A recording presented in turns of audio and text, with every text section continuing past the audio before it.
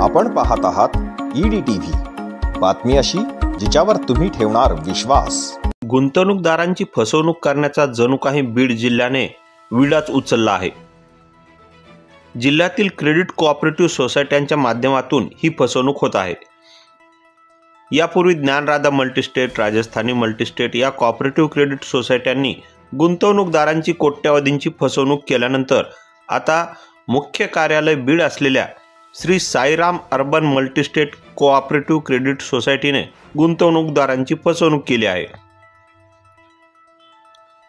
या फसवणूक प्रकरणी अंबड पोलीस ठाण्यात आज दिनांक 21 रोजी सुमारे 38 लाख रुपयांची फसवणूक केल्याचा गुन्हा नोंद झाला आहे।